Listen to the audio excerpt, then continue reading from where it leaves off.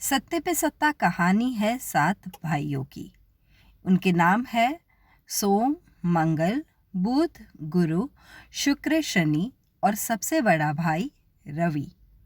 इनके माँ बाप बचपन में ही मर गए थे, इसीलिए सबसे बड़ा भाई रवि इन सब की देखरेख करता था।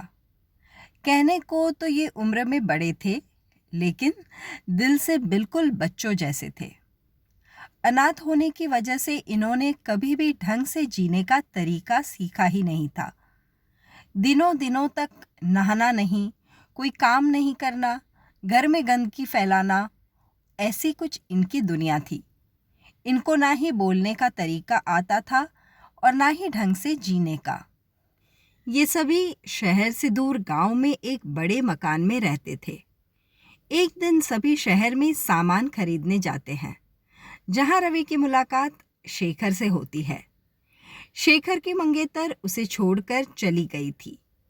रवि शेखर की मंगेतर जो एक नर्स है, उसे ढूंढता हुआ हॉस्पिटल पहुंचता है, लेकिन वहां वो किसी दूसरी नर्स इंदु को शेखर की मंगेतर समझकर उसे बुरी तरह से डांटता है। इंदु रवि की बदतमीजी बर्दाश्त नहीं करती और वो उसे एक थप्पड़ मार देती है। रवि को एहसास होता है कि शेखर की मंगेतर तो कोई और है। रवि को इंदु बड़ी पसंद आती है और शादी के प्रस्ताव के तौर पर वो इंदु को एक बड़ा तरबूज भेजता है। इंदु रवि से खूब गुस्सा होती है और वो तरबूज को बालकनी से नीचे फेंक देती है। शेखर और शीला की शादी में रवि और इंदु की वापस से मुलाकात होती है। धीरे धीरे इंदु को रवि पसंद आने लगता है और आखिर में वो रवि से शादी के लिए हाँ कह देती है।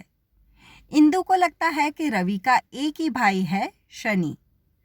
रवि को डर लगता है कि अगर इंदु को पता चला कि उसके और 5 भाई हैं, तो शायद वो उससे शादी नहीं करेगी और इसीलिए वो ये हकीकत इंदु से छुपाकर उससे कोर्ट मैरिज कर अपने घर ले जाता है।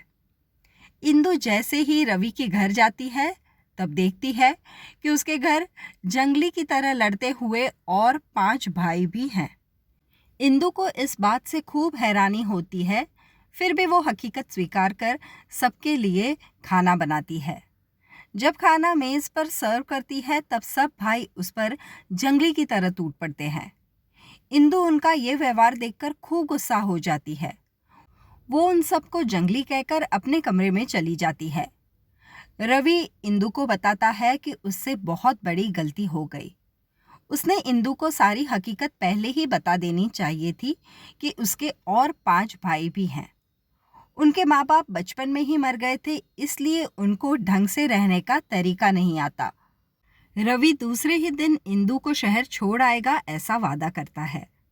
तभी रवि के सारे भाई आकर इंदु से माफ़ी मांगते हैं और उसे वहाँ से ना जाने के लिए कहते हैं। इंदु उनकी बात मान जाती है और ये बात जानकर रवि भी बहुत ज़्यादा खुश हो जाता है। दूसरे ही दिन से इंदु इन भाइयों को सुधारने का जिम्मा ले लेती है।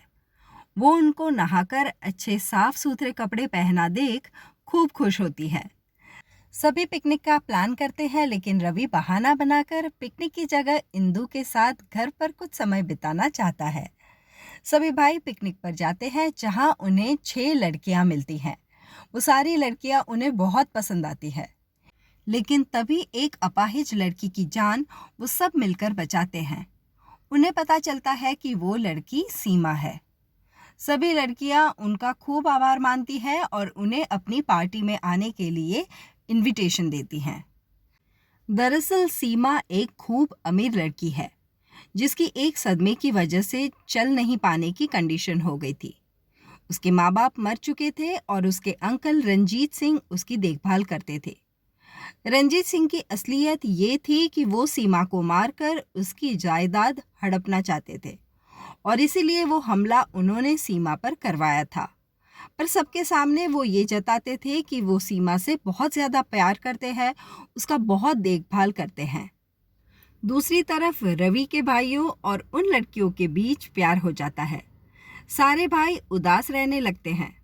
रवि अपने भाइयों की ये हालत देख नहीं पाता और उन सभी लड़कियों के साथ सीमा को वो चुपचाप अपने घर ले आता है।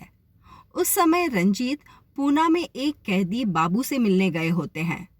बाबू के पास वो सीमा का कत्ल करवाने वाले होते हैं। रवि जब सभी लड़कियों को लेकर अपने घर लौटते हैं तब इंदु उन सब पर खूब चिल्लाती है। रवि को भी अपनी गलती का एहसास होता है। वो सभी लड़कियों से माफ़ी मांगता है। सीमा के अंकल को इस बात की खबर मिलती है कि सभी लड़कियां रवि के घर हैं। वो रवि के घर जाते हैं जहां सीमा को बुखार की वजह से सभी को वहां रुकने के लिए कह देते हैं। रंजीत उन सभी का सामान भिजवाने वाले होते हैं, तभी इंदु उनको बताती है कि रवि शहर गए हैं। वहां से लौटते समय वो रंजीत से मिलकर सारा सामान अपने साथ ले आएंगे।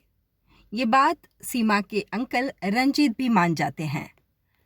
रवि जब रंजीत के घर सामान लेने जाते हैं तब रंजीत उन्हें देखकर चौंक जाते हैं, क्योंकि रवि की शक्ल हूबहू बाबू से मिलती थी। रंजीत रवि को खूब शराब पिलाकर उनके घर के सभी सदस्यों के नाम जान लेते हैं। दूसरे दिन रवि सामान लेकर जब घर लौट रहे होते हैं तब रंजीत के गुंडे उसे पकड़कर अपने साथ ले जाते हैं। रवि की जगह पर बाबू उनके घर जाता है। घर पर जाने के बाद बाबू देखता है कि सभी रवि से बहुत प्यार करते हैं। इंदु बाबू को बताती है कि वो माँ बनने वाली है। बाबू ये खुशखबरी सभी को देता है। इंदु को बाबू का बर्ताव थोड़ा अजीब सा लगता है। उसी रात बाबू सीमा पर हमला कर देता है, लेकिन सीमा बच जाती है। दूसरे दिन जब सीमा अकेली होती है तब बाबू उस पर वापस हमला कर देता है। बाबू से बचने के लिए सीमा अपनी व्हीलचेयर से उठकर भागती है और तभी सभी वहां पर आ जाते हैं। वो सब देखते हैं कि सीमा अपने पैरों पर खड़ी है। सभी बाबू की खूब तारीफ करते हैं कि सीमा को ठीक करने के लिए बाबू ने कितनी अच्छी तरकीब की है। सीमा भी बाबू के पैर पड़कर उसका शुक्रिया अदा करती है। बाबू को सीमा के प्रति सहानुभूति और प्रेम जागता है। वो सीमा से वादा करता है कि वो हमेशा उसकी रक्षा करेगा। दूसरे दिन करवा चौथ का होता है और इंदु पूजा कर कर बाबू के पैर पड़ने जाती है। तब बाबू उसे मना कर देता है। बाबू इन सबके सामने अपनी गलती को मान लेता है और सभी को सारी हकीकत बताता है कि वो रवि नहीं है, बल्कि एक कैदी बाबू है जो रंजीत के कहने पर सीमा को मारने आया है। लेकिन इन सब के प्यार ने उसे पूरी तरह से बदल दिया है। सारे भाई मिलकर बाबू को मारना शुरू कर देते हैं। तब इंदु बताती है कि बाबू भले ही गुनहगार है, लेकिन उसने कभी भी इस बात का गलत इस्तेमाल नहीं किया। सारे भाई बाबू को पूछते हैं कि रवि कहाँ है। तब बाबू सबसे वादा करता है कि वो रवि को बिल्कुल सुरक्षित घर वापस ले आएगा। दूसरी तरफ रंजीत रवि को जिंदा रखता है ताकि जब बाबू सीमा का कत्ल कर दे तब वो रवि को वापस अपने घर भेज दे और सीमा के कत्ल का इल्ज़ाम रवि पर आ जाएगा। लेकिन तभी बाबू रंजीत के अड्डे पर 6 भाइयों के साथ पहुंच जाता है। रंजीत को पता चल जाता है कि बाबू अब इनके साथ है। तभी उनको वहां पर रवि भी मिल जाता है। रवि, बाबू और सारे भाई मिलकर रंजीत और उनके गुंडों से लड़कर घर वापस लौटते हैं। रवि इंदु से मिलता है। सारे भाई अपनी प्रेमिका के साथ होते हैं और बाबू अपने प्यार का इजहार सीमा से करता है। सीमा भी बाबू से प्यार करती है और वो भी उसके प्यार को स्वीकार कर लेती है। अंत में सभी लोग प्यार से एक दूसरे के साथ मिल जाते हैं। तो ये थी सुपर हिट मूवी सत्ते पे सत्ता की कहानी।